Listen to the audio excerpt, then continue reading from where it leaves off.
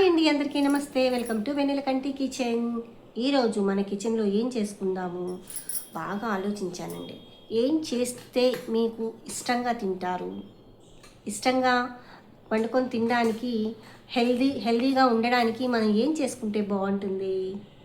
కానీ నాకైతే చాలా చాలా ఇష్టం ఏంటో తెలుసా, హెల్త్కి మంచిది చాలా ఇష్టమైంది ఏంటి అంటే ఆకుకూర. ఏ కూర అయినా సరే అండి, అన్నిటికంటే కూడా పనగంటి కూర అంటే నాకు చాలా చాలా ఇష్టం. టేస్ట్ అయితే చాలా బాగుంటుంది. అది ఒకసారి ఎప్పుడైనా నేను మీకు చూపిస్తాను. అయితే ఈరోజు డాక్టర్స్ కూడా ఏం చెప్తున్నారు అంటే ఆకుకూరలు ఎక్కువ తింటే హెల్త్కి చాలా మంచిది అని చెప్పి.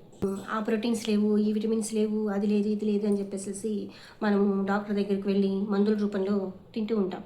చాలామంది ఏంటి అంటే మనకు ఉన్నటువంటి వంటింట్లో ఉన్నటువంటి సామాన్ తోటి, అలాగే మనకున్నటువంటి ఫ్రూట్స్ తోటి, అలాగే మనకున్నటువంటి ఆకుకూరలు, కాయగూరలు, వీటితోటే మనము మన యొక్క హెల్త్ని మనం కాపాడుకోవచ్చు. అయితే చాలామంది ఏంటంటే బయట ఫుడ్ ఎక్కువ అలవాటు పడిపోయి ఇంట్లో ఫుడ్కి ప్రిఫరెన్స్ ఇవ్వట్లేదు. ఏంటంటే నేను బాగా అబ్జర్వ్ చేసింది, ఎప్పుడైనా సరే మనం వంట చాలా శ్రద్ధగా చేసుకోవాలి. శ్రద్ధగా చేసుకుంటే మనకి ఆ వంటని ఆస్వాదిస్తూ చేయాలి. అప్పుడు టేస్ట్ కూడా చాలా చాలా బాగా వస్తుంది. అందుకే నేను ఎప్పుడైతే వంట అయితే చాలా ఇష్టంగా చేస్తాను. ఇష్టంగా చేస్తే ఏంటంటే మనకి అది ఎంతో టేస్టీగా ఉంటుంది. కరెక్టేనా? అయితే ఈరోజు మన వంటలో ఏం చేసుకుంటాను అంటే, నేనైతే పొద్దున్నే ఆకుకూరలు వచ్చాయండి. ఆహా, చూసారా ఎంత ఫ్రెష్గా ఉందో. పల్లెటూళ్ళల్లో ఏమైనా ఆకుకూరలు చాలా ఫ్రెష్గా వస్తాయండి. అయితే ఇది మొత్తం 25 రూపీస్, కానీ చాలా ఎక్కువ క్వాంటిటీ వచ్చేసింది. నేను అనుకున్నాను ఫస్ట్ పప్పు చేద్దామని చెప్పి తీసుకున్నాను, కానీ ఈ పప్పుకి క్వాంటిటీ ఎక్కువైపోతుంది, మాకు వేస్ట్ అయిపోతుంది అని చెప్పి నేను చాలా రోజులైంది కూర చేసి. ఆ కూర మన వెన్నెలకంటి కిచెన్లో చూపిస్తే మీకు కూడా చాలా చేసుకొని తింటారు, హెల్త్కి చాలా మంచిది అని చెప్పి ఈరోజు డిసైడ్ అయిపోయాను. ఇది ఆ తోటకూర ఎలా చేయాలి ఏంటి, చాలామంది రకరకాలుగా చేస్తూ ఉంటారు. కానీ నేను ఈరోజు చేసే తోటకూర కూర ఎలా ఉంటుందో టేస్ట్ చేసి వండుకొని టేస్ట్ చేసుకొని చెప్పండి, కామెంట్ రూపంలో చెప్పండి. మరి స్టార్ట్ చేసేద్దాము.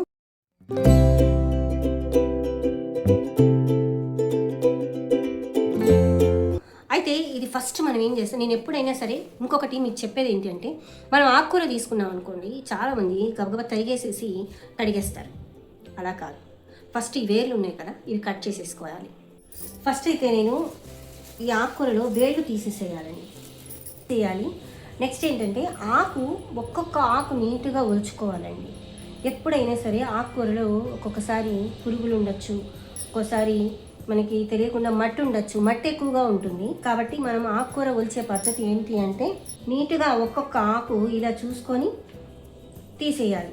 మనకి కొంచెం టైం పట్టినా కూడా మనం తినేది పదార్థం నీట్గా ఉండాలి ఎప్పుడైనా సరే. ఆకుకూర అంటే ఇదే పెద్ద కష్టం. ఏంటంటే ఆకుకూర ఒలుచుకొని చేయడానికి కొంచెం టైం పడుతుంది. కాబట్టి ఎప్పుడైనా సరే ఆకుకూరని ఇలాగే చేసుకోవాలి. ఇప్పుడు ఇలా చేసేసుకొని ఇదంతా ఒక గిన్నెలో వేసేసుకొని చక్కగా కడిగేసి అప్పుడు తరుక్కోవాలి, అప్పుడు నీట్గా ఉంటుంది. ఇప్పుడు ఆకంతా శుభ్రంగా ఒలిచేసానండి. వాటర్లో ఒక 2 సార్లు బాగా కడిగేసేయాలి.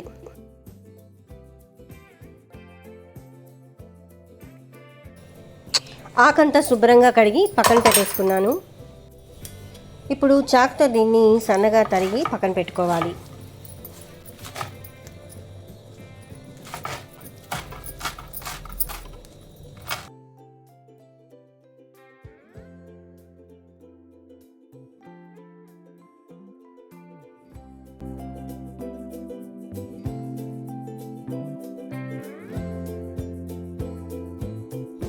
ఇప్పుడు 2 ఉల్లిపాయలు తరుగుతున్నాను, అలాగే ఒక 2 పచ్చిమిరపకాయలు కూడా తరిగి పెట్టుకోవాలి.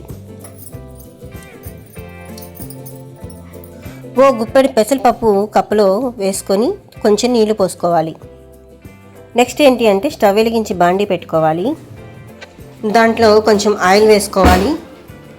మనము పోపు గింజలు ఏవైతే వేస్తామో ముందుగా ఒక 4 ఎండుమిరపకాయలు వేసుకోండి. అలాగే ఆవాలు,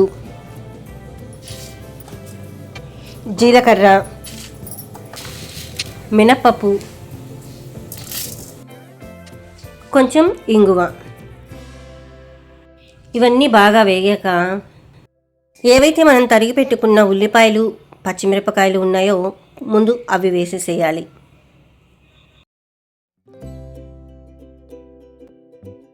ఒకసారి బాగా కలుపుకున్న తర్వాత ఒక 2 మినిట్స్ బాగా ఉల్లిపాయలు వేగాక మనము ఏదైతే నానబెట్టుకున్న పెసరపప్పు ఉందో ముందు అది వేసేసేయాలి.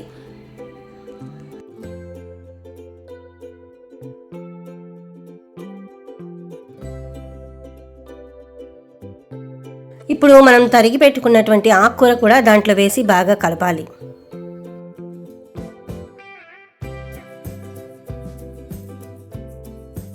ఇప్పుడు దాంట్లో ఒక చిటికెడు పసుపు,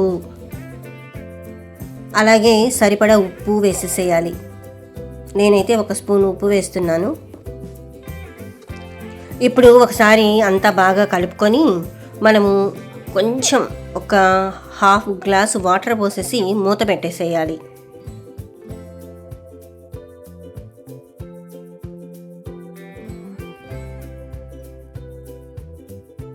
ఒక 5 నిమిషాల తర్వాత ఒకసారి మూత తీసి బాగా కలుపుదాం. ఇంకా వాటర్ ఉంది కదండి, ఒకసారి కలిపేసి మళ్ళీ మూత పెట్టేద్దాం. ఇప్పుడు ఒకసారి మనం మూత తీసి చూస్తే బాగా ఉడికిపోయి ఉంటుంది. ఆహా, గుమగుమలాడిపోతోందండి. ఆల్రెడీ ఉడికిపోయింది. చాలా చాలా టేస్టీగా అనిపిస్తుందండి. హెల్త్కి కూడా చాలా మంచిది. మరి ఇది చాలా సింపుల్ వంటకము, చాలా టేస్టీ వంటకము. మరి ఇది అన్నంలో అయితే ఏంటి, చపాతీలో అయితే ఏంటి వేసుకొని తింటే చాలా చాలా బాగుంటుందండి. ఫైనల్లీ తోటకూర కూర అయితే రెడీ అయిపోయిందండి. మరి ఇంకెందుకు ఆలస్యం, దీన్ని మనం ఒక బౌల్లో తీసేసుకొని సర్వ్ చేసుకుంటే చాలా చాలా బాగుంటుంది. వేడివేడి అన్నంలో నెయ్యి వేసుకొని తింటే ఇంకా అదుర్సండి. మరి ఇలాంటి వంట అప్పుడప్పుడు మనం వారానికి ఒకసారి 4 రోజులకు ఒకసారి చేసుకుంటే హెల్త్కి చాలా మంచిది.